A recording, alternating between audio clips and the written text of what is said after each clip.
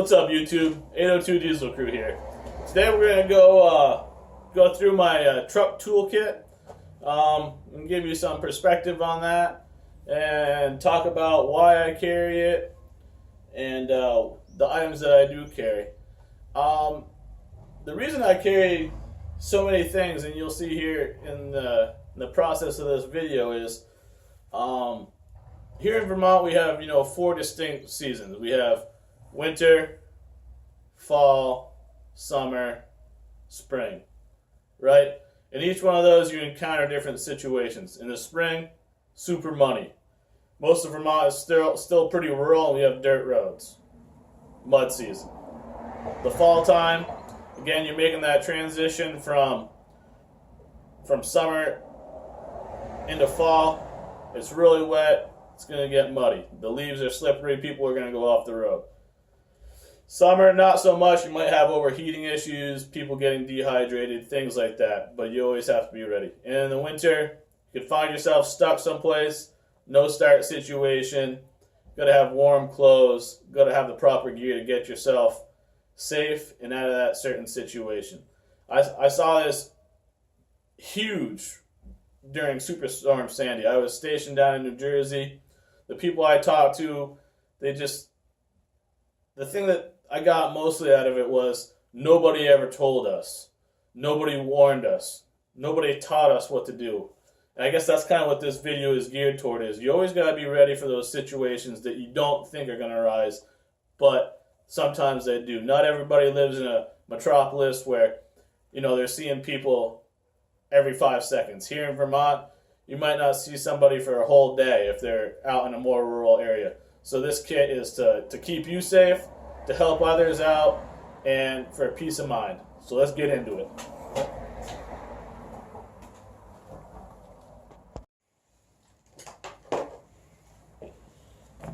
First item up is a good pair of work gloves.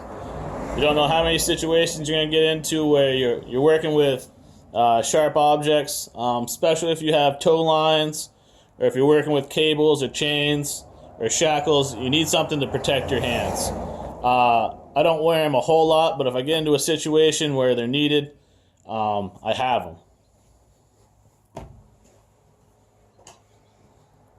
Pair of safety glasses. If you're working underneath a rig, you can't really help but not get something in your eye sometimes, and these, indifferent or not, they're a good thing to have just in case.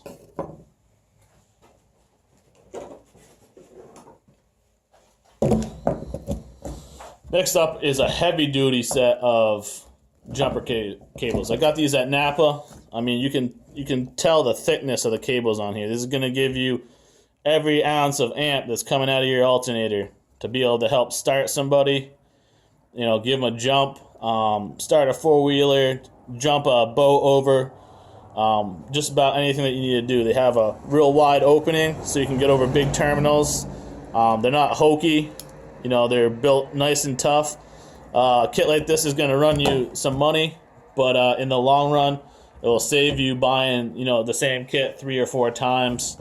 And, it's rugged. You can just kind of leave it how it is. Sometimes I put it in a tote bag, and sometimes it just is on my floorboards. This time I think I'm going to put it back in a tote bag so I can kind of keep it organized a little bit more.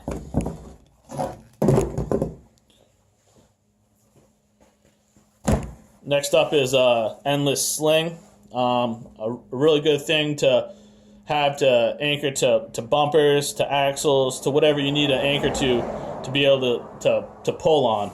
Basically what you do is you're going to loop it back on itself like this. You're going to have, say this is the bumper, and now you have a tow point.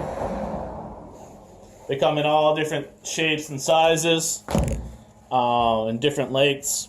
This one's rated for 15,000 pounds, and then when you have it choked out, it's 12,000 pounds. So you're not going to break this, and if you do, you have serious problems.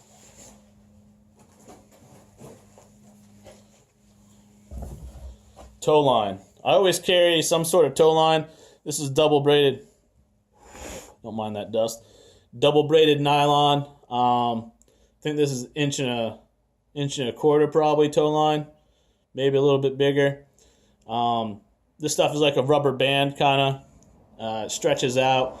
It's wicked rugged. I forget how many tons you can pull with this, but if this breaks, then something else on the vehicle that you're pulling on is gonna break too. You're gonna pull a frame out of square. You're gonna pull off a bumper. You're gonna pull out an axle from underneath somebody's Jeep or whatever rig they're in. And again, this is where you'd want to wear your gloves because you don't know what's sitting inside the line here. It could have pieces of wood, pieces of metal, whatever. I also carry chain and shackles, but I don't have those with me today. Those are good for attaching to different areas on vehicles to pull out.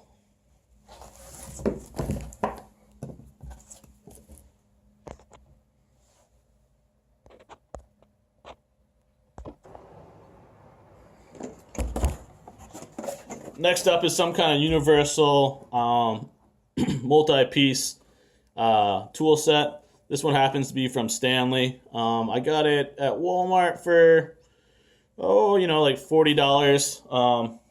See there, it does have a lifetime warranty, so if you break something, you can either go back to where you bought it, which would be Walmart for me, or you could send them in. Let's take a look at inside it.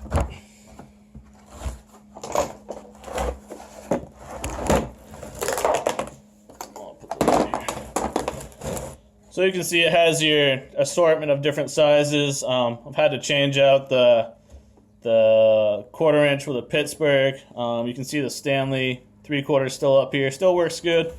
Kind of had to modify it with some tape on there to be able to fit into the breaker bar I was working with. It also has on the bottom half here, it's got some Allen keys in it.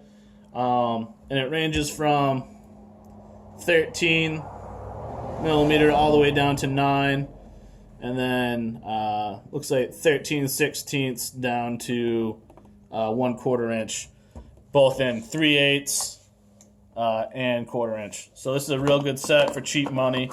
When I was building my truck, this is the kit that I used mostly. It had a lot of what I needed, and it was easy to double check and verify where everything was.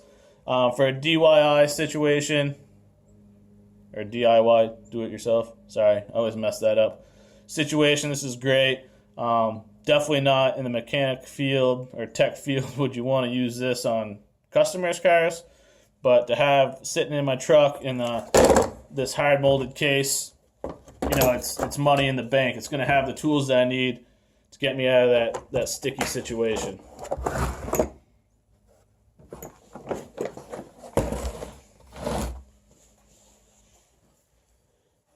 Up next is some brake clean. This has multiple purposes. Mainly, first and foremost, it will take off a lot of grease items. If you need to get to a bolt that's underneath your car and it's really greasy, this will kind of spray it away and clean it for you. It's wicked flammable, and you can use it to start fires. Like I said, to clean off different items with a grease nature on them, but it really will clean anything off. It sprays pretty fast and gets that grease and oil right off. And a secondary use, which I don't really, I wouldn't do it, but in a pinch, you can use it as kind of like a carb clean or a starting fluid. I know in my truck I've airlocked it before a little bit. And this stuff, you spray it on the air filter, and it will give it that little extra bump to kind of turn it over. Next up is the smaller of my two work bags that I have in my truck. This front pocket, I keep lighters. Lighters have many uses, especially for starting fires and for burning back cables or wire. You can take that rubber coating off and leaves the bare wiring in case you don't have strippers. Next up would be a pair of nail clippers. There's probably 101 uses for these, but I know if I have a hangnail or my nail is starting to rip a weird way, these just come in super handy.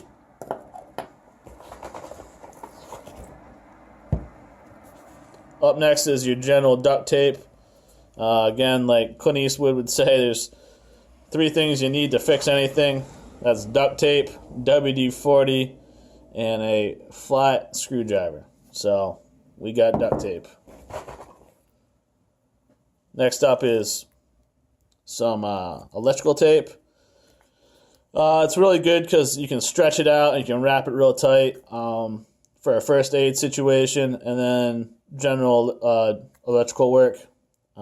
Again, you can use it for just about anything, but electrical work is what it's mainly meant for.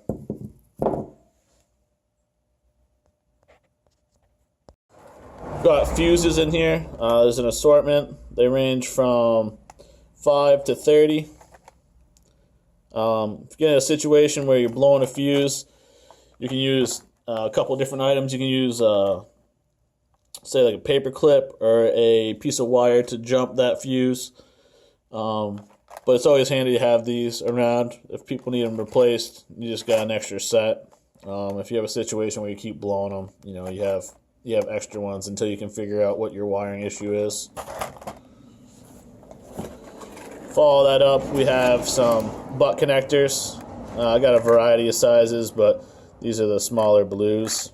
Again, you can use these to reconnect wires and do, an assortment of things.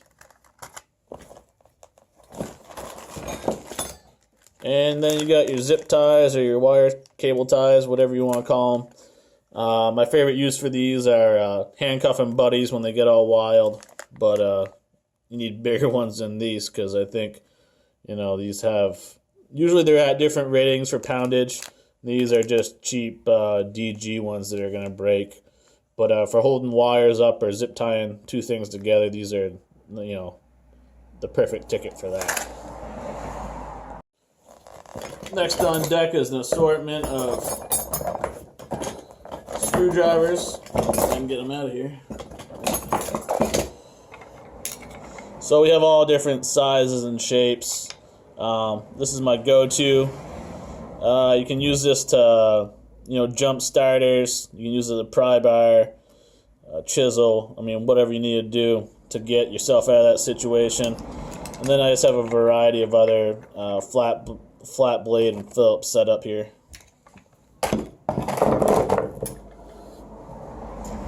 Along with a 6-in-1. It's got the magnetic tip in there. It's got all the different little fittings you might need here. This came from Dollar General, so if this thing gets stuck in the mud or if I forget it in a snowbank or something like that, I'm not, crying about it. Or I can lend it out, and if a buddy accidentally, decides that he wants to throw it in the fire to see how good it burns, I'm only out $2, The fit and finish on it is kind of crappy, as you can see, so, not going to cry about it if it freaking gets lost. Then I'm going to have an assortment of cutting tools. That's just your regular old box cutter. Got a old trusty Gerber Gator. This thing's been through hell and back and takes a licking and keeps on ticking, as they might say. It's got a little bit of surface rust on it, but that don't hurt nothing. And this is your run-of-the-mill box cutter. The next 2 items in here you're going to kind of laugh about, but I find them really handy. There's a fork and a knife. Aside from eating with, you can bend these things. You play with them at the restaurant. They're real malleable. So you can turn this into an exhaust bracket holder. You can make it into like a coolant hose holder. All sorts of different things you can use with this. I have another item in my bigger bag that we'll talk about that we'll use with this to make those those brackets with. But both of these are pretty much as malleable as you need to get. If not, you can heat them up. You can start a small little fire. You can just about bend these and forge these into whatever you need. Last up is one of my personal defense weapons. Usually I carry a 38 and a 9mm, either a Glock 19 or a Glock 43.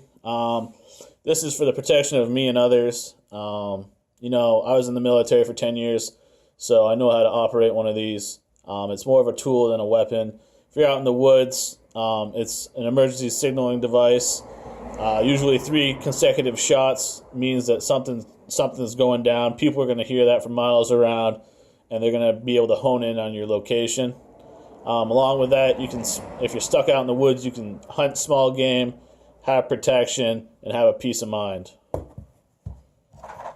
Along with that, carry 50 extra rounds. You never know. All right, guys. Last up is my big toolkit. Keep a paint marker in there. Good for marking up drive shafts, or if you gotta break a starter apart, you can mark the case. Know how it goes back together. Got a scraper, scraping off sludge or whatever else you got going on. Some rags, good for, you know, cleaning your hands and whatnot, and also first aid. If you use this with your duct tape or your electrical tape, you can kind of get a wound to stop bleeding.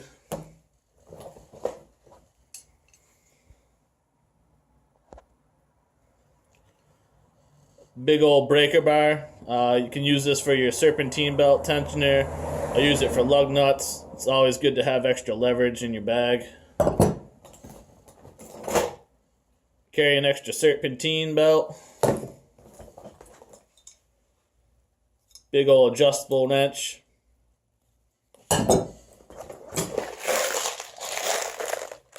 Some self-tappers.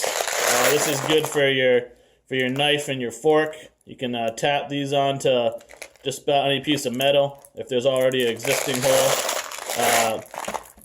For battery terminals, if you pop one off and it gets loose and you need to tighten it back up, you can use these. Not really the preferred method, but if you're out and you can't get where you're going because it keeps popping off, tap one of these in there and she'll stay nice and tight.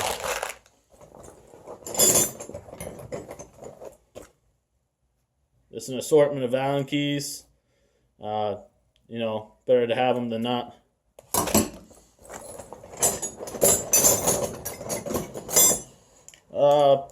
Pair of adjustable pliers. You know, just your run-of-the-mill.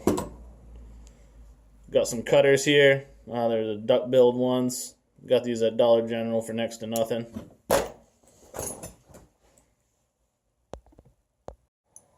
Got my small wrenches here. These are going to be your metrics. I got them on a zip tie here, so they all stay nice and neat. And then when you're done with them, you can zip tie them back up, but they're not just floating around in there.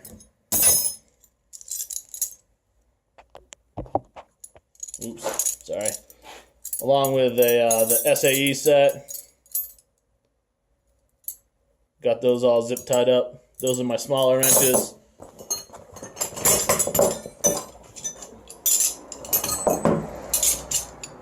You know, just a collection of bigger wrenches. These are all spares. Again, if these get rusted or dirty, I can just, you know, clean them up as needed. I don't really got to worry about them. Got my wheel lock key, the socket that it fits into in case I need to take the tire off. And then extra extensions for my Stanley kit. Then lastly, I keep about 5 gallons, especially during the winter time, of fuel. That'll get me about 100 miles in my truck if I'm babying it. And then an assortment of other fluids, you know, transmission, oil, and power steering fluid. I hope you enjoyed this video. Again, this is just for a peace of mind. I think everybody should have a kind of a, you know, like a spare kit in their vehicle. What you have, you're going to have to tailor to yourself. And that's about it. So I hope you liked this video. Please subscribe, like, share, comment, hit that bell. I want to thank all my subscribers. You know, we're almost up to 200 here. This weekend I'm going to be putting out a video for my next giveaway. Be on the lookout for that. I think 350 subscribers is where I'm going to set the mark for that. So have a good night and stay tuned for more videos. Eddie signing out.